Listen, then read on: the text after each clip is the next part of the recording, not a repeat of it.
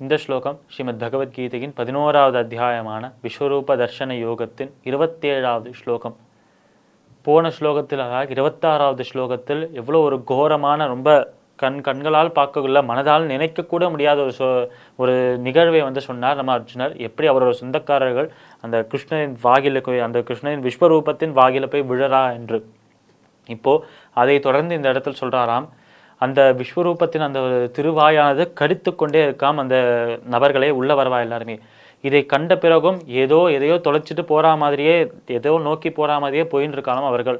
எப்படி ஒரு உலோகத்தை வைத்துக்கொண்டு அதை அந்த ஒரு மேக்னெட்டை வைத்தோம் என்றால் மேக்னெட்டை நோக்கி அயன் போகுமோன்னு, அந்த மாதிரி அந்த காந்தத்தை நோக்கி போறா மாதிரி இந்த நபர்கள் போய்கொண்டே இருக்கிறாங்களாம் அந்த வாய்க்குள்ள. இப்படி போயிட்டே இருந்தாலும் அவர்களுக்கு எதுவுமே தெரியலை, இவர் போறா என்றே தெரியாது நம்மளோட அர்ஜுனருக்கு. திடீர்னு பார்த்த உடனே தான் இந்த விஷயங்கள் எல்லாம் தெரியதான். அப்படி அவள் உள்ளே போயிட்டு அதை கடித்த அந்த விஸ்வரூபமானது உண்டு கொண்டிருக்கிறது போலவும், அதில் அந்த மண்டை ஓடுகளும் கைகளும் அந்த எலும்புகளும் முறிவதை போலவும் அந்த ஒரு சத்தத்தை கேட்டு காதுகளை பொத்திக் கொள்கிறாராம் நம்மளோட அர்ஜுனர். அவ்வளோ ஒரு கொடுமையான ஒரு சம்பவமாக இருக்கான்.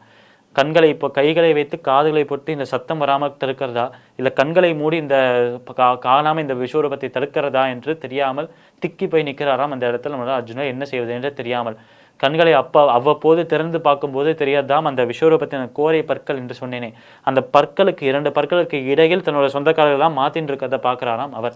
அப்படி முழுமையாக முழுங்காமலும் அந்த சொந்தக்காரர்களில் பாதி பேர் அவரோட தலை மட்டுமோ உடல் மட்டுமோ கை மட்டுமோ இருக்கிற மாதிரி பார்க்குறாராம் நம்மளோட அர்ஜுனர். இது அனைத்தையுமே பார்த்து குலை நடுங்கி போய்விட்டார் அர்ஜுனர். அவருக்கு என்ன செய்வதென்றே தெரியவில்லை.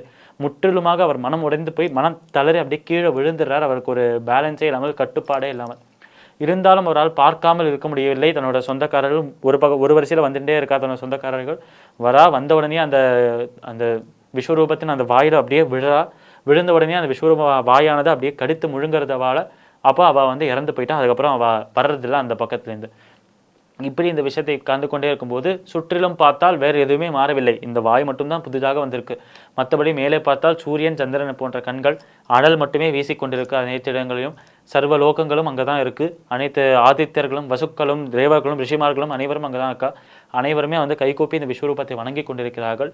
நூற்றுக்கணக்கான ஆயிரக்கணக்கான தலைகள் இருக்காம். ஒவ்வொன்றும் ஒவ்வொரு ஆடைகளை, ஒவ்வொரு ஆபரணங்களை, நகைகளை அணிந்து கொண்டு இதெல்லாம் அப்படியே தான் இருக்கும் சுற்றிலும். ஆனால் இப்போ புதிதாக வந்த இந்த திருவாய் மட்டும் அது பூமியும் அந்த வானையும் விண்ணையும் அளக்கிற விதத்துக்கு பெரிதாக இருக்கான். அதற்குள்ள தன்னோட சொந்தங்களும் பந்தங்களும் நண்பர்களும் அந்த கௌரவ படையில யாரெல்லாம் இருந்தாலோ அந்த கௌரவ படையில இருந்த அனைவருமே அந்த வாய்க்குள்ள போயிட்டு விழுந்த உடனே அங்கேயே அழிந்து போறான். அந்த அழிவை, அந்த வாய் கடித்து அவர்களை உண்பதை இவர் பார்க்கிறார்.